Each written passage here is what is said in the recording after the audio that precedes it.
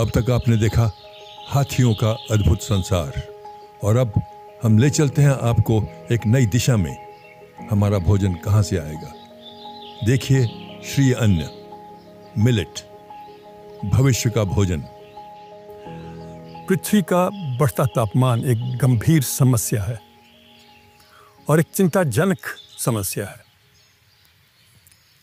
Climate change के कई ऐसे प्रभाव हैं जो हमारे रोज़मर्रा की ज़िंदगी को प्रभावित करते हैं, पर इसका सीधा प्रभाव किसानों पर पड़ता है, हमारी खेती पर पड़ता है, खेत के उत्पादन पर पड़ता है। अगर देखा जाए तो पृथ्वी की जनसंख्या इस वक्त 8 बिलियन है और कुछ ही दशकों में ये 10 बिलियन हो जाएगी। बढ़ती आबादी के लिए पोषण, भोजन और पानी कहाँ से आएगा?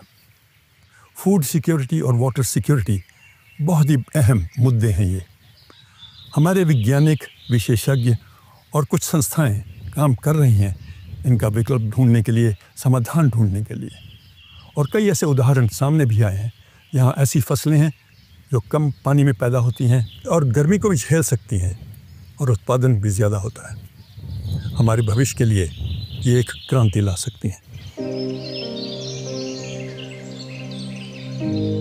भारत पूरी दुनिया में गेहूं के सबसे बड़े उपभोक्ताओं में से एक है।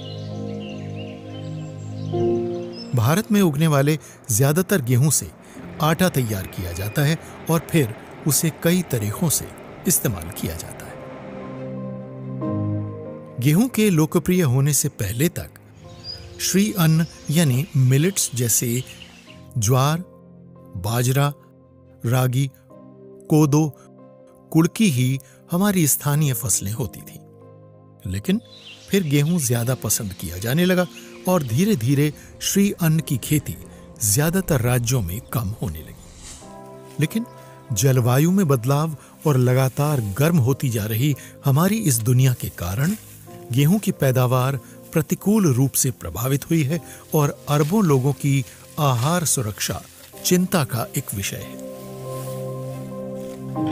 आज फूड सिक्योरिटी सबसे बड़ी प्राथमिकता बन गई है और ऐसे में बचाव के लिए सामने आई है भारत की प्राचीन विरासत और स्थानीय अनाज। मिलेट यानी श्री अन्न एक बेशकीमती अनाज के तौर पर उभरा है। इस फसल को कम पानी की जरूरत होती है। इस पर बढ़ते तापमान का ज्यादा असर नहीं पड़ता और इसे आसानी से उगाया भी जा सकता है। श्री अन्न हमारे देश की पुरानी धरोहर रही है। सदियों से ये भारतीयों के भोजन का एक हिस्सा रहा है और ये अनाज हमारे पूर्वजों की एक मुख्य खुराक हुआ करता था। मिलेट्स को सुपर सीरियल्स भी कहा जाता है। ये पोषक तत्वों से भरपूर है। इसमें विटामिन बी, प्रोटीन और फाइबर होते हैं। इनमें ग्लूटेन नहीं होता है और गेहूं और चावल के मुकाबले ये ज्यादा स्वास्थ्यकर है और आज भी इन्हें भारत के शुष्क और अर्ध शुष्क इलाकों में उगाया जाता है। मिलेट्स को कम उपजाऊ जमीन, पहाड़ों और बारिश वाले इलाकों में उगाया जाता है।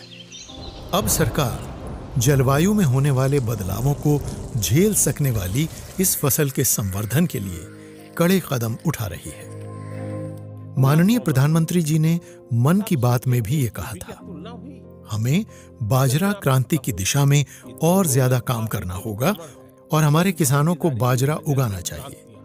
फूड प्रोसेसिंग यानी आहार प्रसंस्करण से जुड़े हमारे उद्योगों को इस अन्न से ऐसे आकर्षक प्रोडक्ट बनाने चाहिए जिन्हें हर पीढ़ी पसंद करे और ये उनकी रोजमर्रा के पोषण और खुराक का हिस्सा भी बन जाए। भारत श्री अन्न क्रांति की दिशा में काम करने के लिए तैयार है ताकि आहार सुरक्षा सुनिश्चित हो सके और अच्छे स्वास्थ्य के लिए पोषक भोजन भी मिल सके। डॉक्टरों और विशेषज्ञों के मुताबिक बायो फोर्टिफाइड पर्ल मिलेट यानी बाजरा को खाने से लौह की कमी घटती है और सीखने और मानसिक योग्यताओं से जुड़ी खूबियां निखरती हैं। इससे स्कूल जाने वाले बच्चों की समझने, ध्यान और याददाश्त की क्षमता बढ़ती है। हमारे बच्चे जो हैं भारतीय फसलें काफी लचीली हैं और ये वक्त की कसौटी पर खरी उतरती आई हैं। ये हमारे देश के अतीत से भी जुड़ी रही हैं और खेती का भविष्य भी साबित होंगी। बुंदेलखंड को कभी दाल का कटोरा कहा जाता था। उसे ये नाम यहां उगने वाली कई तरह की दालों के कारण मिला। यहां के 80% लोग खेती और मवेशियों पर निर्भर करते हैं। बारिश के अनिश्चित होने से कई लोगों ने खेती छोड़ दी और दैनिक मजदूरी ढूंढने के लिए अपने गांवों को छोड़कर शहर चले गए। लेकिन आज यहां स्थानीय फसलें फिर से वापसी कर रही हैं। मोनोकल्चर के प्रभावों को पलटने के लिए मिलेट्स की कई स्थानीय किस्मों को फिर से यहां उगाया जा रहा है। समुदाय द्वारा बनाए गए चेक डैम, टैंकों, खेत तालाबों, फील्ड बंडिंग और जलाशयों पर केंद्रित वाटरशेड मैनेजमेंट प्रोग्राम से सीमित जल संसाधनों को प्रबंधित करने में मदद मिली है। अलग अलग तरह की फसलें उगाना और ऑर्गेनिक खेती शुरू करना यहाँ बुंदेलखंड में किसानों के लिए एक स्थिर आय सुनिश्चित करने के सिलसिले में बहुत महत्वपूर्ण रहे हैं। इंडियन एग्रीकल्चर रिसर्च इंस्टीट्यूट यानी IARI कई ऐसी फसलों को लाया है जो खुश्क मौसम की दशाओं का सामना कर सकती हैं और जलवायु में आ रहे बदलावों को झेल सकती हैं। 2014 से 2024 तक IARI द्वारा कुल 196 हाइब्रिड वैरायटीज विकसित की गई और रिलीज की गई। हमारे देश की बढ़ोतरी के लिए खेती का विकास बहुत जरूरी है। श्री अन्न हमारा पुराना सुनहरा अनाज है। दुनिया बदलती जलवायु के हिसाब से ढलने की कोशिश कर रही है और ऐसे में ये एक विकल्प है। आधुनिक वैज्ञानिक ज्ञान को संचित करके लोगों से बांटने की जरूरत है। किसानों के लिए टेक्नोलॉजी उपलब्ध होनी चाहिए ताकि वो अपनी जमीन की संभावना का ज्यादा से ज्यादा लाभ उठा सके।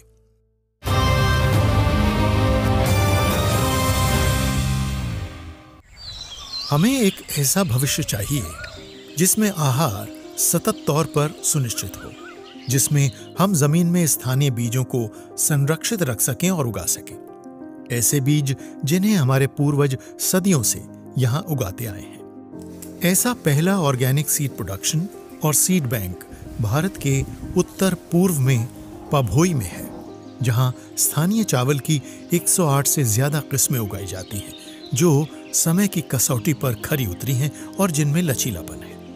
इसके अलावा कुछ पुराने समय से उगाई जाती रही सब्जियां और जलवायु परिवर्तन को झेल सकने वाली अन्य फसलें भी हैं।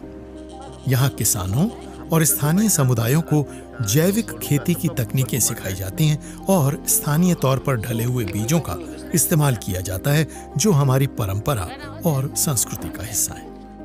पभोई से सिर्फ 200 किलोमीटर दूर अरुणाचल का एक छोटा सा गांव थेम्बांग स्थानीय बीजों के लचीलेपन का गवाह बन रहा है। थेम्बांग इस इलाके के सबसे पुराने गांवों में से एक है। यहाँ 80% लोग अपनी रोजी खेती से कमाते हैं। मक्का, जौ, बाजरे और बकवीट जैसी फसलों से। यहाँ आज भी खेती के पारंपरिक और जैविक तरीके इस्तेमाल किए जाते हैं। इस तरह किसानों को हर साल बीज खरीदने की जरूरत नहीं होती। वो आत्मनिर्भर बनते हैं और उन्हें आर्थिक राहत भी मिलती है। ये बीज उनकी बौद्धिक संपत्ति यानी इंटेलेक्चुअल प्रॉपर्टी है।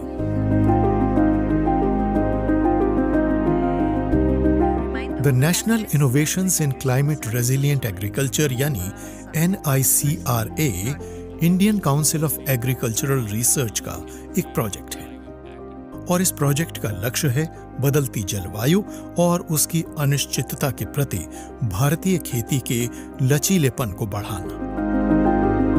टेक्नोलॉजी भी लोगों की बड़ी मदद कर रही है। बुंदेलखंड में एक रेडियो स्टेशन नई नई तकनीकों के बारे में जानकारियां देता है, तो असम में एक किसान अपने ज्ञान को दूसरों तक पहुंचाता है।